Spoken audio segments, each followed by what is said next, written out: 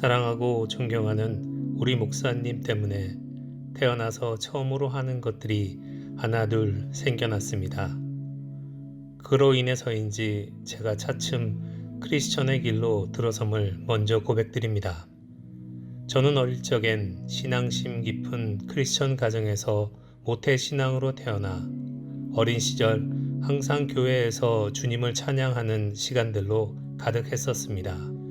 하지만 그렇게 단란한 가정은 너무 쉽게 무너져서 18살 이후 제 삶 속에는 하나님이 사라졌었습니다.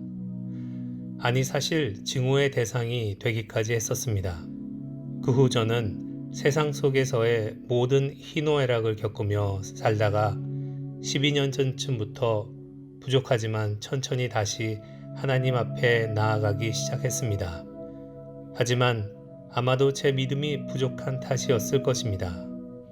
일요일마다 저의 내면에 있는 악과 영적인 대립으로 싸움은 제게 일상이 되었고, 그러다 보니 신앙심 깊은 아내와도 많이 다투곤 했습니다. 그러던 어느 날 8년 전쯤 아직 믿음이 온전하지 못한 저에게 목사님께서 대표 기도를 하라 하심에 저는 거의 한 달간을 고민하고 또 고민했었습니다. 다른 분들에겐 별거 아니었을 일일 테지만 제겐 너무나 큰 고통과 같은 시련이었습니다.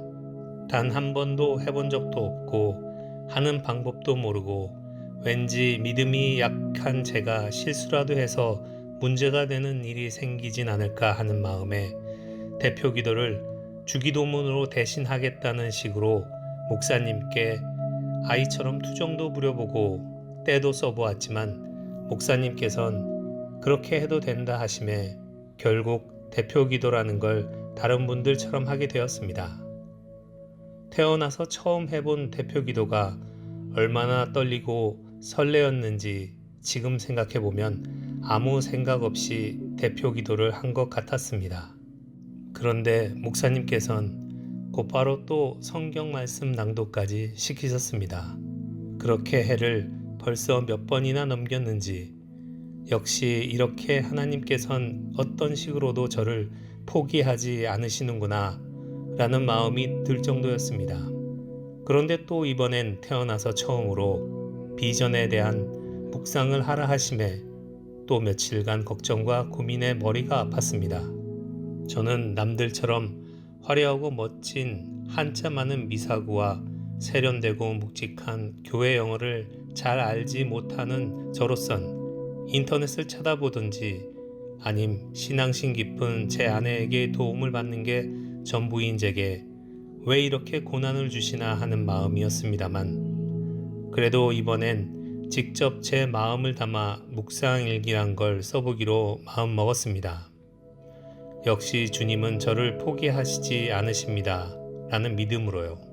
사실 의무감으로라도 새벽에 일찍 일어나서 비전에 관한 새벽 예배를 드려야 하는데 결국 일어나면 9시. 다행히 시대가 좋아져서 유튜브로 예배 말씀과 다른 권사님, 집사님들의 묵상을 들었습니다. 하지만 제 머릿속은 점점 더 복잡해지는 심정이었습니다. 묵상의 주제인 비전, 대략적인 의미는 알지만 제게 말씀하시는 하나님께서 주신 비전은 솔직히 모르겠었습니다.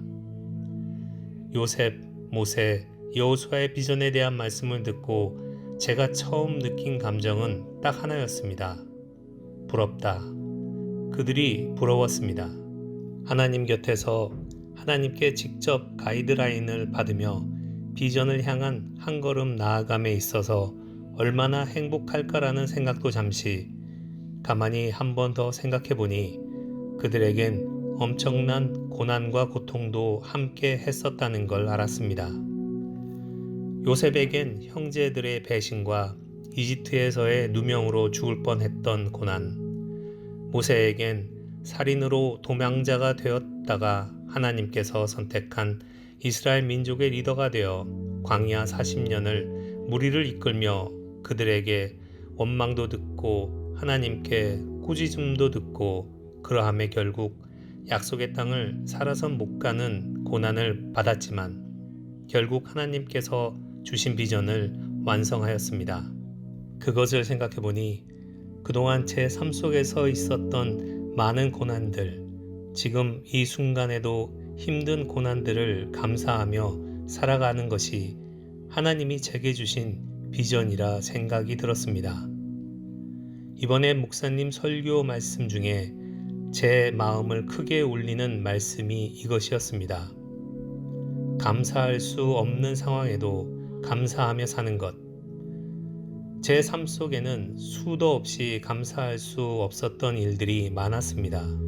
내 잘못도 아닌데 왜 제게 이런 시련을 주십니까? 와 같은 억울함과 화가 계속 제 마음을 지배하고 도대체 이런 상황에서 어떻게 감사하란 말을 하라 하시는지 하나님이 원망스러울 때가 많았습니다. 그럼에도 이 모든 것도 하나님께서 주신 제 삶의 일부이며 그분의 큰 비전이라는 것을 깨닫게 하는 말씀이었습니다. 이 고통도 감사할 줄 알아야 한다. 그리고 다른 이의 고통도 공감해야 한다라는 것을 깨닫게 했습니다.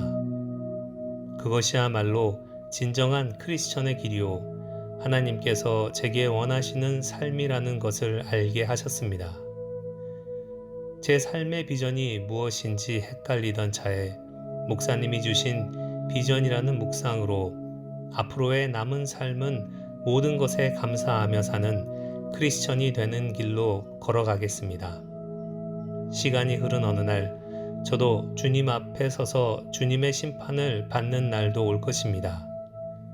그 순간조차 모든 걸 감사하게 받아들이겠습니다. 주님, 저를 크리스천으로 살아갈 수 있게 해주심에 감사드립니다. 라고 기도하며 살겠습니다. 아멘.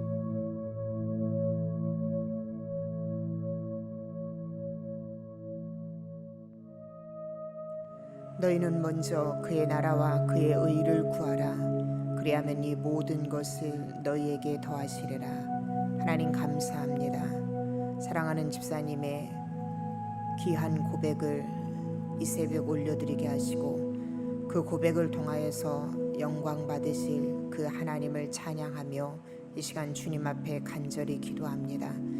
사랑하는 귀한 가정, 날마다 하나님의 나라와 하나님의 의를 구하는 귀한 가정 되게 하여 주시옵소서. 이 땅을 살아가면서 믿음의 자녀가 무엇을 우선순위로 여기며 살아가야 할지 매 순간순간 말씀을 통하여서 드려지는 예배를 통하여서 깨달음이 있게 하여 주시고 그 깨달음대로 순종하는 삶을 살아 귀한 가정과 계획하는 모든 것을 통하여 오롯이 여호와 하나님의 영광만 드러낼 수 있도록 주님 도와주시옵소서. 하나님께서 허락하신 그 아름다운 비전, 지금의 환경과 상황을 보면은 그 비전이 너무나도 뜬구름 같아 보이지만 지금도 여전히 귀한 가정을 통하여서 그 비전을 이루어가고 계심을 믿습니다.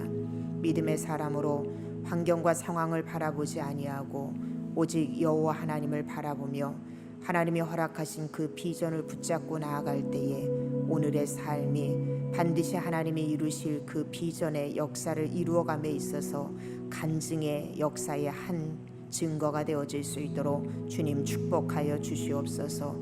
귀한 가정 통하여 이 땅의 문 영혼들을 살리고 또한 무엇보다도 다음 세대인 청소년들에게 하나님의 귀한 말씀을 증거하는 복된 축복의 통로로 쓰임받는 귀한 가정 될 수 있도록 하나님 축복하여 주시옵소서. 아버지 하나님, 이 시간 묵상을 통하여서 함께 은혜를 나누고 하나님 앞에 간절히 기도하는 성도들에게도 동일한 은혜로 덧입혀 주시어서 사랑하는 성도들 어떠한 상황에도 진정으로 크리스찬의 참된 모습으로 나아가 믿음을 통하여서 하나님의 역사를, 하나님의 기적을 경험하는 우리 성도들의 오늘의 삶이 될 수 있도록 하나님 인도하여 주시옵소서. 감사를 드리며 예수님의 이름으로 감사하며 기도하옵나이다. 아멘. 함께 올릴 기도 제목 나눕니다. 첫 번째는 오늘 묵상 올려드린 귀한 가정을 위해서 여러분 기도해 주시기 바랍니다. 두 번째는 우리에게 허락하여 주신 비전 회복을 위해서 기도하시고 교회 사역과 성도들의 기도 제목을 응답하여 달라고 여러분 기도하시고 마지막 여러분 기도 제목을 놓고 기도하신 후에 모든 순서 마치도록 하겠습니다.